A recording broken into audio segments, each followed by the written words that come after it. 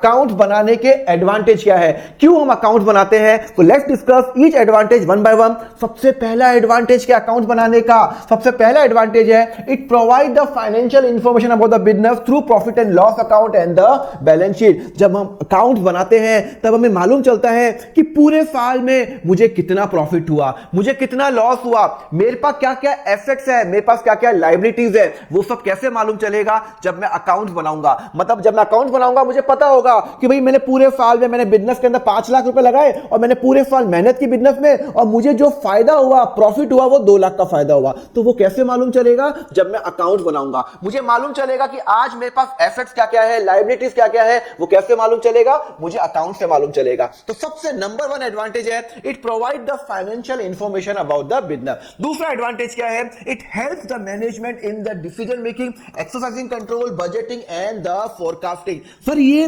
Decision making में कैसे help करता है अकाउंट? अरे हेल्प करेगा ना, मैं आपको सिंपल एग्जांपल बताता हूं। सपोज करो कि मैंने 2 बिजनेस है, मेरे पास 2 बिजनेस है, एक बिजनेस है पेन का और एक मेरा बिजनेस है रिमोट का। मैंने पेन के बिजनेस में 1 लाख रुपए लगाए और रिमोट के बिजनेस के अंदर भी लेट सपोज मैंने 1 लाख रुपए लगाए। दोनों के अंदर मैंने जो कैपिटल है, जो मैंने फंडिंग की है, 1 लाख रुपए मैंने पेन के बिजनेस में लगाया और मैंने 1 लाख मैंने लगाया, मैंने सपोज करो मेरे रिमोट के बिजनेस में लगाया। अब मैंने पूरे साल मेहनत की, मैंने इसके भी अकाउंट बनाया, इसके भी अकाउंट बनाए, तो 1 लाख पे मुझे पूरे साल में फायदा लेट सपोज 20,000 रुपीज हुआ। मतलब 1 लाख रुपए इन्वेस्ट किया, पूरे साल मैंने मेहनत की और मुझे 20,000 का फायदा हुआ। इधर रिमोट के अंदर भी मैंने बिजनेस में 1 लाख रुपए लगाए और मैंने पूरे साल मेहनत की और मुझे मालूम चला मुझे फायदा हो रहा है 30,000। तो इसका मतलब है मुझे यहां पे ज्यादा फायदा हो रहा है, यहां पे कम हो रहा है, तो मैं उस पर और पैसा लगाऊंगा सो दैट मुझे ज्यादा प्रॉफिट हो। तो ये सब कैसे मालूम चलेगा, ये अकाउंट से मालूम चलेगा। तो अकाउंट हेल्प करता है डिसीजन मेकिंग में,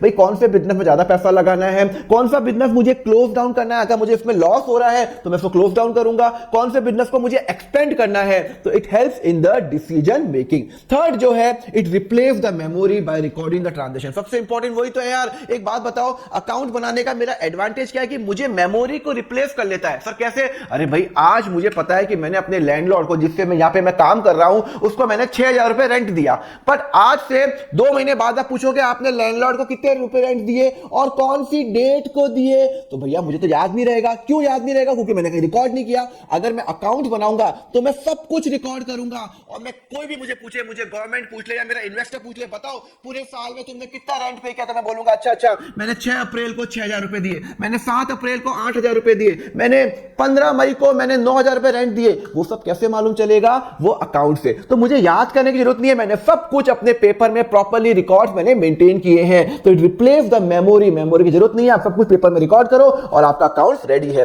फोर्थ है it act as a evidence in a legal matter. अगर मेरे पे कोई लीगल केस कर लेता है तो भैया मेरे पास एक एविडेंस है, मेरे पास अकाउंट बने हुए हैं। सपोज करो कि मैंने किसी को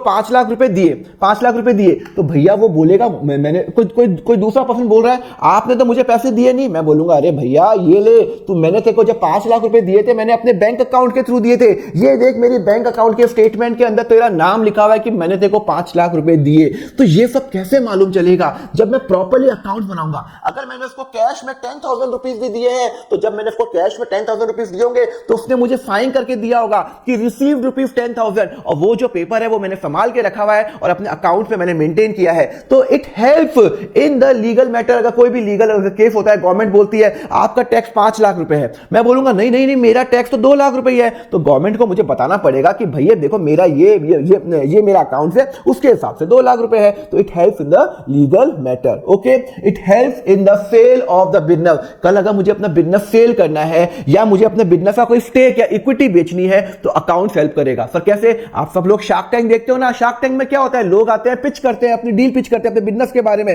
मैंने पूरे साल के अंदर सपोज करो 50 लाख रुपए कमाए, तो भैया 50 लाख रुपए कमाए तो कोई ना कोई प्रूफ तो होगा। हवा में थोड़ी बात कर लूंगा कि मैंने 50 लाख रुपए कमाए। वहां पे भी शार्क टैंक में भी जो वो लोग बोलते हैं ना, उसके बाद ड्यू डिलिजेंस होता है, चेक करते हैं कि अगर आपने बोला है कि पूरे साल में आपने 50 लाख रुपए कमाए हैं तो दिखाओ, अपने बुक्स में दिखाओ कि 50 लाख का प्रॉफिट है या नहीं है। वो कैसे मालूम चलेगा? वो मुझे अकाउंट से मालूम चलेगा। ओके, नेक्स्ट है it helps in raising the loan. आज अगर मुझे कोई फंडिंग चाहिए, मुझे कोई पैसा चाहिए, क्या मुझे वो बैंक से पैसा चाहिए या इन्वेस्टर से चाहिए या कहीं से भी मुझे पैसा चाहिए, तो भाई मुझे अकाउंट बताना पड़ेगा। कल मैं HDFC बैंक चला गया या ICICI बैंक चला गया, बोला कि भाई मुझे तो 5 लाख रुपए का लोन चाहिए। क्या चाहिए? 5 लाख रुपए का लोन। तो क्या बैंक मुझे, मैं जाऊंगा मुझे लोन दे देगा? नहीं, ऐसे नहीं बोलेगा। बैंक बोलेगा अच्छा अपने अकाउंट्स दिखाओ। मैं बोलूंगा देखो ना मेरे अकाउंट्स देखो, मेरे पास लैंड पड़ी हुई है 20 लाख की, मेरे पास बिल्डिंग पड़ी है 40 लाख की। तो एचडीएफसी बैंक या आईसीआईसीआई बैंक बोलेगा हाँ यार एक बात तो है, इसके पास इतने सारे एसेट्स हैं तो ये इसको अपन 5 लाख रुपए लोन तो दे सकते हैं। अगर मैं इसको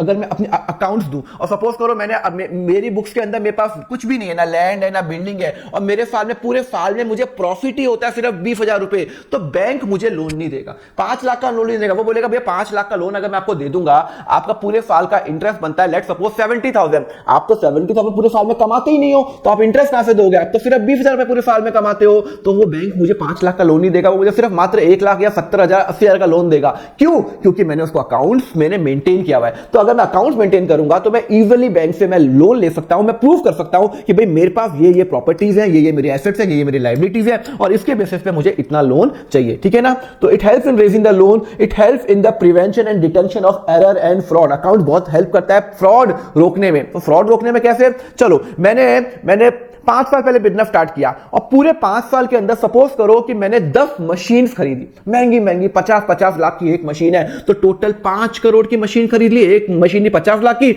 मैंने 10 मशीन खरीदी है पिछले 5-6 साल के अंदर, तो 5 करोड़ की मेरे पास मशीन है। ओके, अब मैं एक दिन गया 5 साल हो गए, मैंने कहा एक बार काउंट तो करूं पूरे सारे फैक्ट्रीज के अंदर कि भाई मेरी मशीन 10 के 10 है या नहीं है। मैं काउंट किया 1 2 3 4, अरे 8 ही मशीन है, 8 ही मशीन है। तो मैंने बोला लोगों को, एम्प्लॉय को बोला 2 मशीन कहां गई? तो एम्प्लॉय बोलेंगे सर हमारे पास टोटल 8 ही मशीन थी।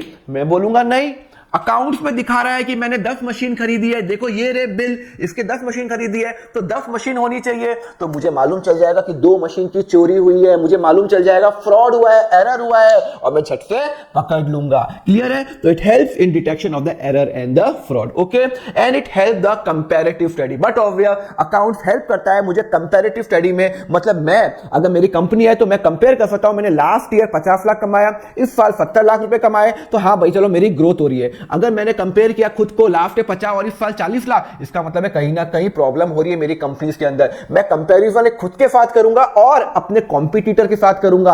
मैंने 50 लाख रुपए कमाए, मेरे कॉम्पिटिटर ने 80 लाख रुपए कमा रहा है, सेम कैपिटल पे, सेम फंडिंग पे, तो मैं बोलूंगा कहीं ना कहीं मैं गलती तो कर रहा हूं। मैं 50 लाख कमा रहा हूं अपने कैपिटल पे, वो 80 लाख रुपए कमा रहा है, तो इसका मतलब है कहीं ना कहीं मेरे से कहीं ना कहीं मिस्टेक हो रही है। तो ये सब कैसे मालूम चलेगा? अकाउंट से, कि मैं अपने कंपैरेटिव स्टडी कर सकता हूं, खुद को कंपेयर कर सकता हूं पिछले साल से, और अपना आप को कंपेयर कर सकता हूं अपने कॉम्पिटिटर से।